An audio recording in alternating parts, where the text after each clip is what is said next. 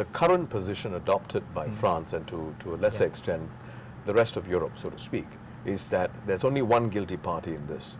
I mean, I think most of us, in fact all of us would agree that what was perpetrated here was wrong. The killing was wrong. But if the other party is not willing to take some part of the responsibility, then I think we've got a problem. You see, the world before 7th of January was bad. The world after 7th of January is definitely worse. Not just for Muslims, for everybody. After a while, it gets to be quite meaningless, I think, when every time something occurs and the Muslim communities are expected to speak out.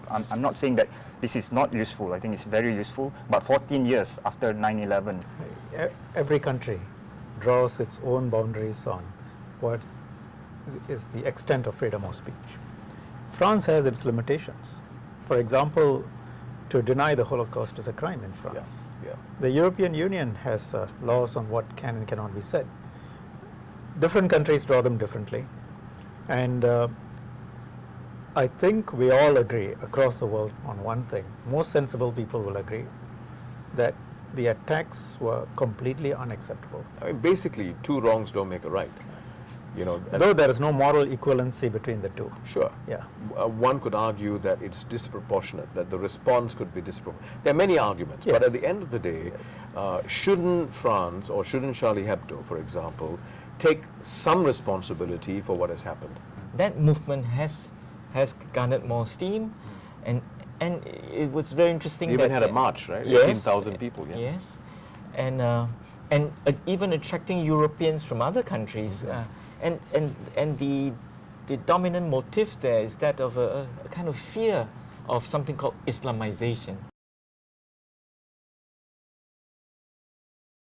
I think it is true that there is a problem of self-censorship here, that people will edit themselves or refrain from speaking or hide behind anonymity if they want to express something that they think might be controversial. But why does self-censorship come about? I think that's something.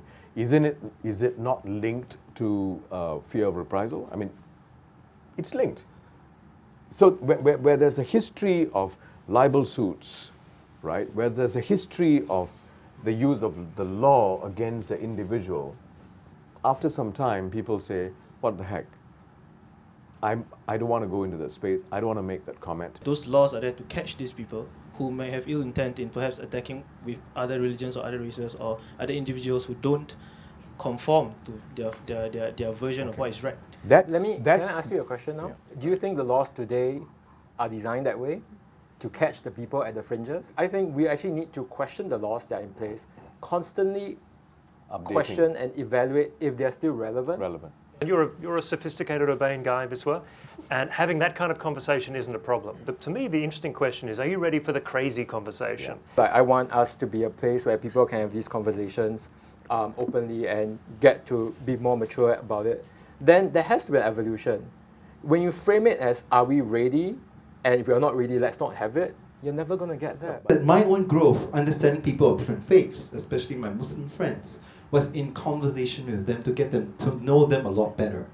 And when I hear my people of my faith, Christians, who say things about, lumping all Muslims as though they are related to ISIS, I find it offensive, on behalf of my Muslim friends.